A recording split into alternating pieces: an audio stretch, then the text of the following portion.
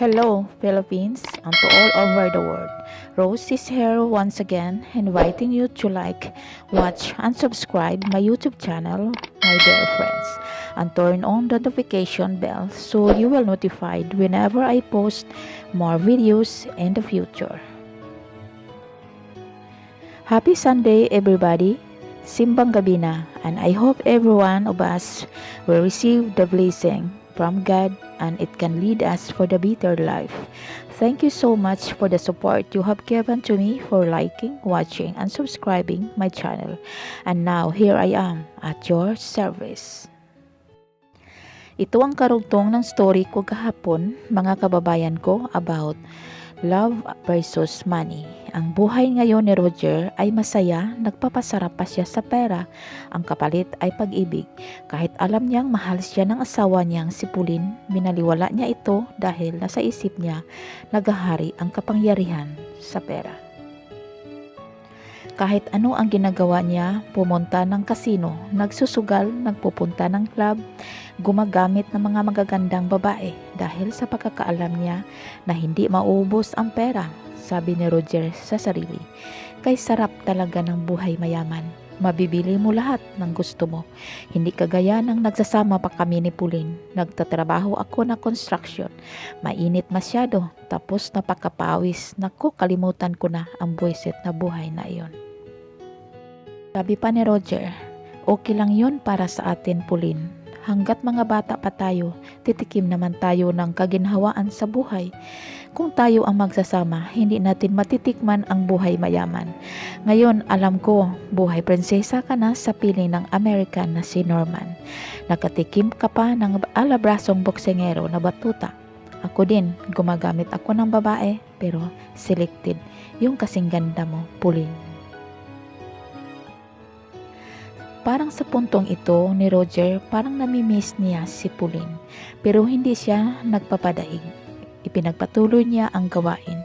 Inuman, sugal, babae, hanggang siya'y nagsasawa din. At nakapag-isip-isip na ang pera na kanyang ginagamit ay pag-ibig ang katumbas. Naalaala niya ang huling sinabi ni Pauline, "Can I hug you for the last time? My hug and tears comes from the deepest of my heart.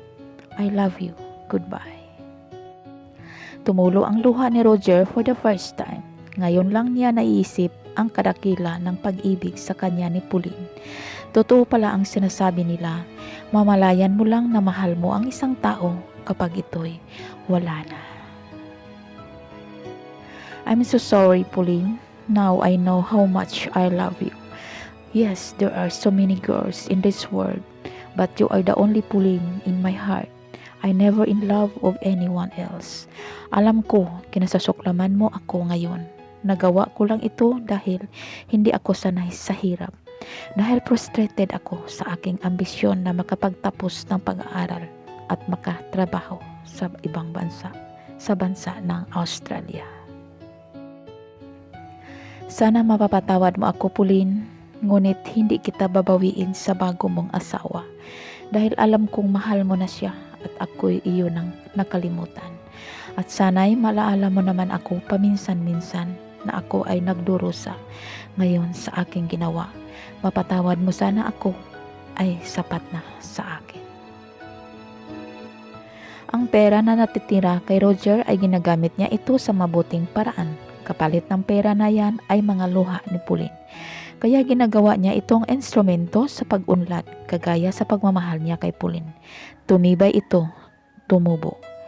At kung bumalik si Pauline, isasauli ko kay Norman ang pera na ibinayad niya sa akin. Nagpapagawa si Roger ng gasoline station at nag-successful at nagpapagawa siya ng mga branches sa iba't ibang bahagi sa Maynila. Umunlad si Roger, abalang-abala siya sa kanyang negosyo. Wala siyang kinakasama sa buhay. Hindi rin siya gumagamit ng mga babae. Nawalan siya ng gana dahil iisa lang raw ang puso niya. Ito'y para lang kay Pauline. Ngayon sa buhay na naman ni Pauline, sa piling ng American na si Norman, ay maligaya naman siya dahil mabait ito at mapagmahal. Luhong-luho siya sa lahat ng gugustuhin niya ay ibinibigay lahat ni Norman. Ang mga negosyo ni Norman ay ipinag-alam niya ito kay Pauline at ang lahat ay nakarehistro na sa pangalan ni Pauline. Pati ang mga kinokontract niya sa Maynila ay si Pauline na ang nag-aasikaso. Isinasama si Pauline ni Norman kung saan-saang lugar ang mga negosyo niya.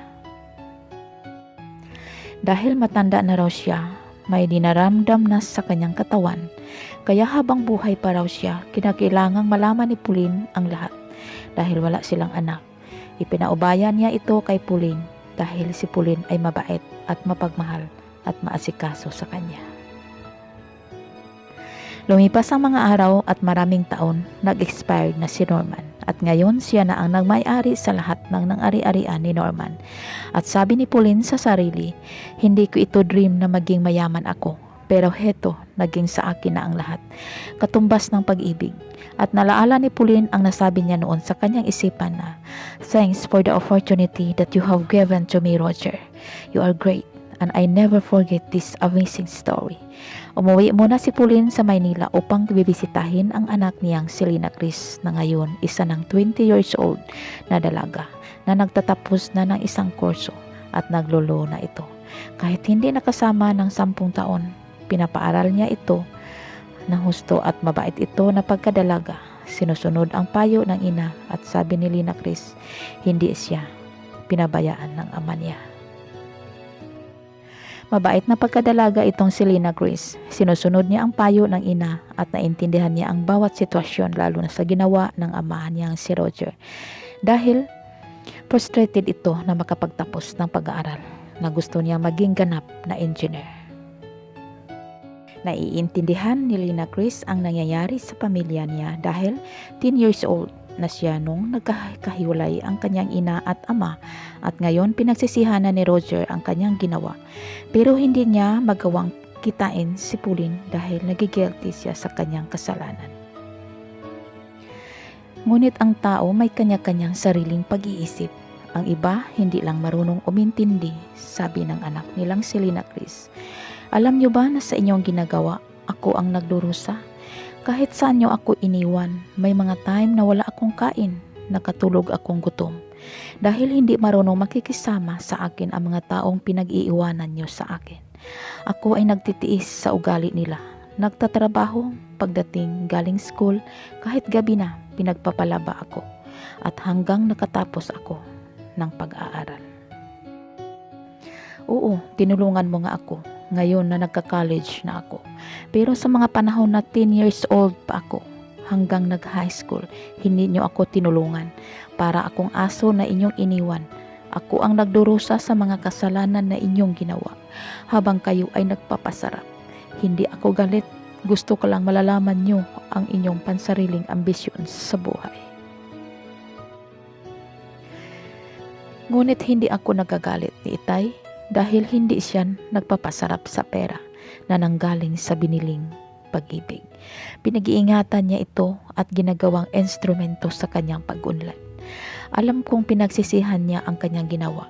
Kahit ang Itay ay andito lang sa Maynila at alam niyang nangangailangan ako, hindi man lang nagpapakita.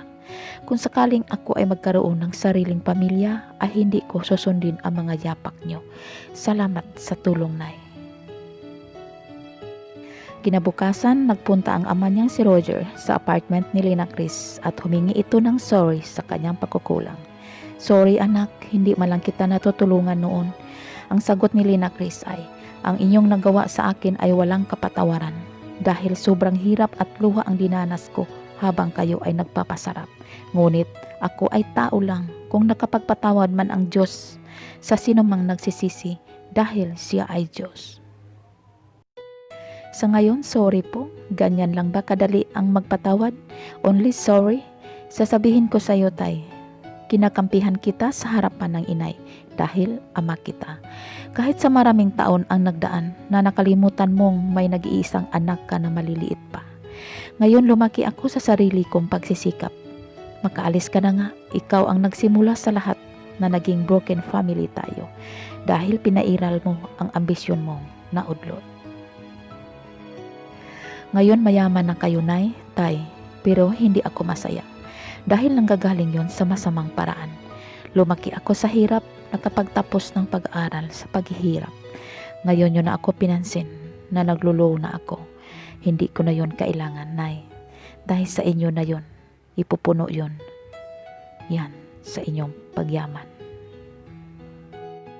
Naiintindihan ni Pauline ang nasa kalooban ng anak niyang si Lina Chris at sinabi niyang ang lahat ay di niya ginusto. Pinag-iyakan niya ang lahat dahil labag ito sa kanyang kalooban. Dahil mahal niya si Roger, ngunit ibininta siya at pera ang katapat ng lahat dahil sa pansariling ambisyons ni Roger at hindi rin niya masisisi ng dahil raw sa kanyang kabiguan.